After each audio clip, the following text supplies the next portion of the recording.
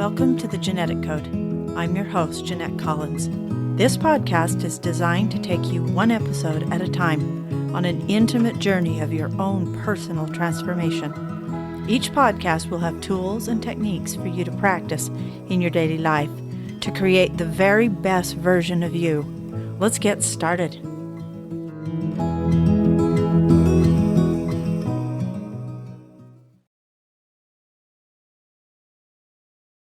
Practice. I was hesitant at first to do this podcast because I thought I wouldn't have enough content.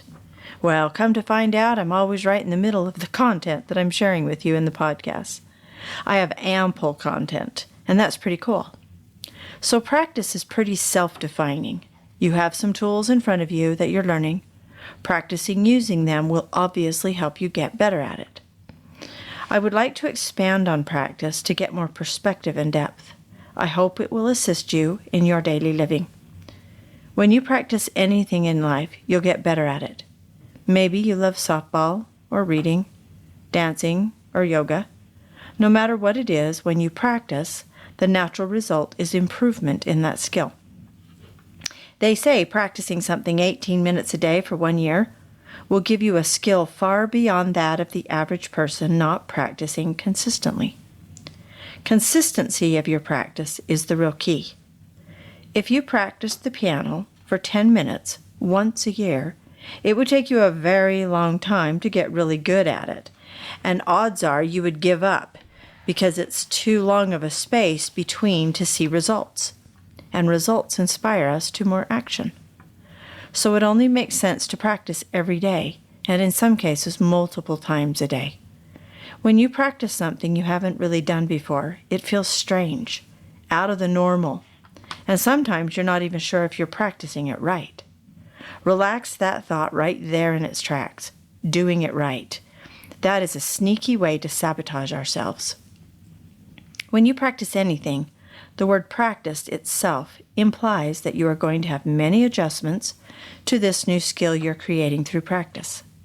Some days you'll feel like a winner, and some days you won't. You may have multiple days where you just aren't sure you're getting it. Maybe it just doesn't feel like you. As you practice becoming aware of old behaviors and paying attention to why you keep choosing the old behaviors, you may start wondering if this practice really works at all. That's exactly how you know you're doing it, because it's challenging you to exercise a new way of being, a new muscle inside you that maybe you've used sometimes, or maybe you've never used it at all.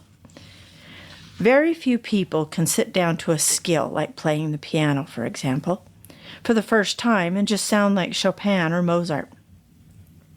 You plunk at the keys and your hands feel awkward in their new position. Your body's not used to sitting on a bench for an hour or so, attempting to make music only to hear complete chaos. But this is the beginning of anything new that you're doing in a new way. When you become aware of a behavior you wanted to change because you lived with its unpleasant results for so long, and you focused your attention on why you do it and how you think and feel in this old behavior, you made an intentional decision to change.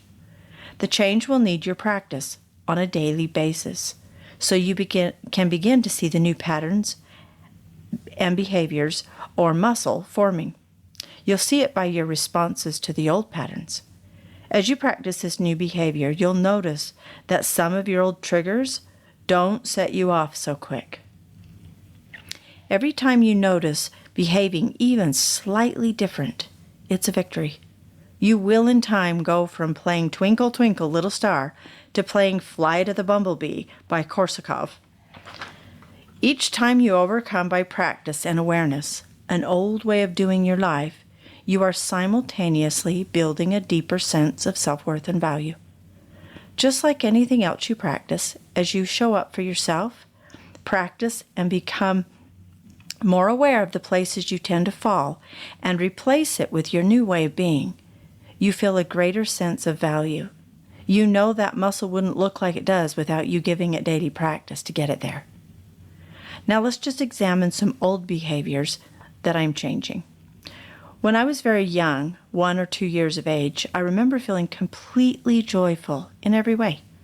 My memories are small, but the ones I do have, I remember well. I remember my older sister curling my brown hair with foam curlers.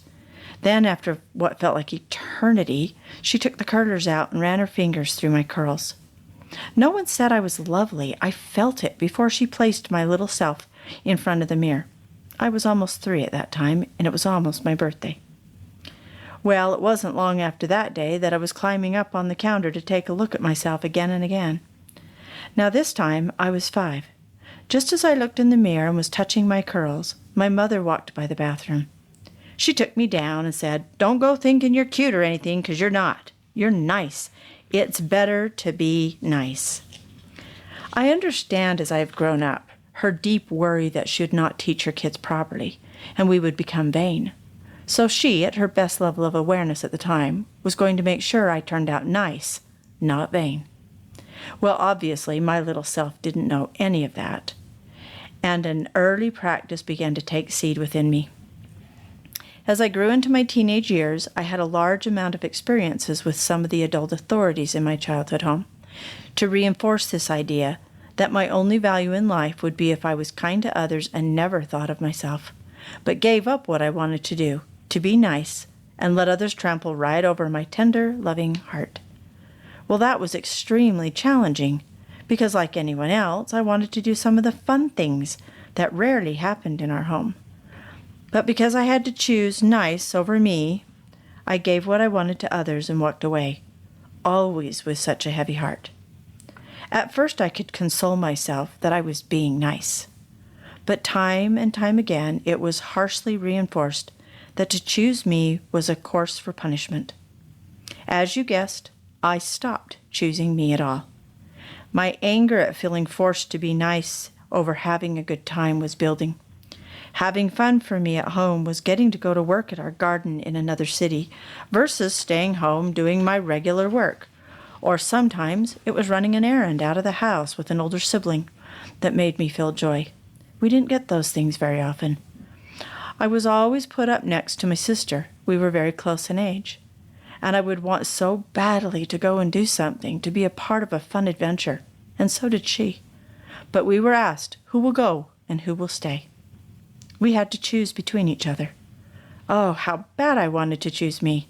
I came close a few times, but my sister wasn't giving her spot up either. So here comes my belief, the one that I have practiced. It's better to be nice. Oh, crap. And just like that, I gave up my position and walked back to the drudgery of home life. But I took stuff with me. I began to be angry, resentful, and hateful at others because I felt helpless to choose me. I was battling having joy and a little excitement. Being the nice girl, after all, Mother said it was better, but it didn't feel that way. Finally, at 14, my father was offered a really nice beach house in California to stay in with the family, if he wanted to take us there. This had never happened before. The excitement in the house was palpable. You could almost see the air around us dancing. So the day before we were to head out on this exciting adventure, one of my father's wives, you see I was raised in polygamy, pulled me and my sister aside. "Well," she said, "I've decided that only one of you can go. Who will it be?" She looked at both of us. We looked at each other. We both wanted to choose ourselves. My belief that I had to be nice fought for its position and won. I gave my spot to her. The crushing feeling in my chest was awful. I had always given in, and it seemed like she walked away with the prize. This day formed a hardcore memory, because as I was walking away as fast as I could, hoping to disguise my deep, utter sadness, my own mother took me aside, looked me in the eye, and said, "I'm proud of you. You chose to be nice." Oh, she meant well, but I turned all my hate, rage, disgust, resentment, and self-loathing inside to me. It really was at that moment I realized I was the one choosing, because I was terrified to be bad and not nice. I was creating my own pain. So I practiced my self-loathing and resentment of myself so well that I could now do it without even thinking about it.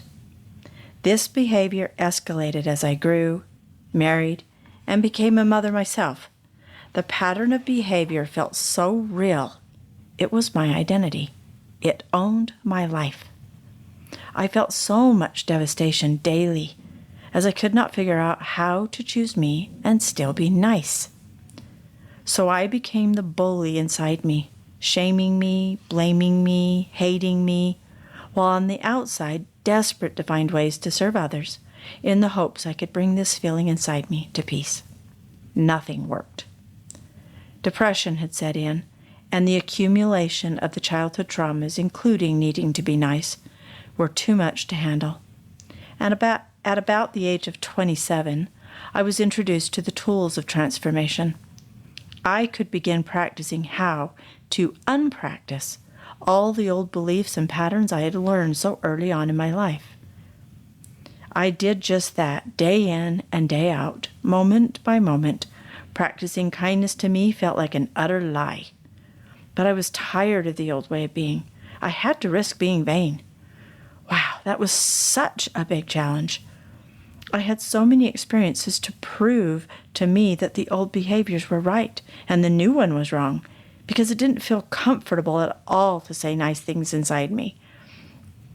I hadn't even earned that right. So I practiced every day. I started with trying not to say, "Sorry, I'm here." Instead, I'd say, "Thank you for the invite." That felt as uncomfortable as being naked in front of an audience. But what I noticed was that I felt a little bit lighter inside. As I continued my practice and got better at it, the idea and belief of being vain vanished. I had work to do for sure, but now I knew I could do it. All I needed was one small result inside me after another to keep me going. I had practiced being wretched to myself because I had believed I wasn't worthy of more. I did it so well, I did it unconsciously and consciously, and found giving judgments on others easier to do. I had become inside of me the behavior of the person I despised as a child, the adult who was emotionally, physically, mentally, verbally violent to me every day of my youth from 5 to 17. Then I left home. Well, now I wasn't at home anymore. That happened then, and I had carried it forward into my own life, doing it inside of me. This was mine, and I had to heal it and overcome. This process has been a great initiation into being more of the person I desired to be, more loving, non-judgmental, compassionate, giving, and so forth. I thought all those things at home shouldn't have happened, but they did. And that wasn't changing, so I would need to change. When I truly began changing by my practices, the events of home became my greatest gift. How did I know that I could be capable of such great love without having it? I had experienced it being withheld and experienced so much of the opposite. I can see today that my early years had all the elements and experience to know that love wasn't something I had to earn or get from others to be happy. It was something to give when all the odds were stacked against me. That's how I found out how much love I had. I learned to practice giving it to me and then to others. The less I judged me, the less I judged others. So what you truly practice, whether consciously or unconsciously, you will become that. If you practice hate and anger, you'll get really good at it. Or you could practice love and compassion, and you will get good at that. So in recap, what you are practicing every day, whether you like it or not, is getting stronger. When it gets stronger, you don't have to think about it much. It just starts happening for you. Your body knows. And if you want more love to flow from you in all circumstances, you will need to practice love faithfully. Just like I had practiced self-loathing faithfully, I kept fulfilling that self-loathing feeling until I changed it within me. Practice is consistency on your part to truly overcome the old you.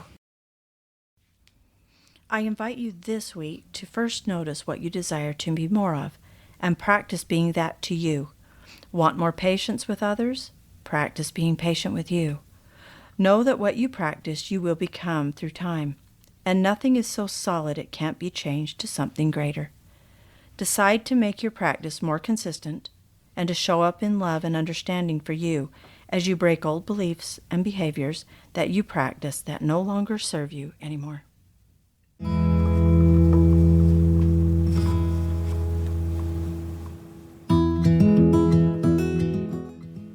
Thank you for joining me on this podcast. Please share this with others and tune in next week for another chance to learn, grow, and become a part of the greatest journey on earth, the journey to transform yourself, to empower yourself, and to extend that love to the world. You are worth it.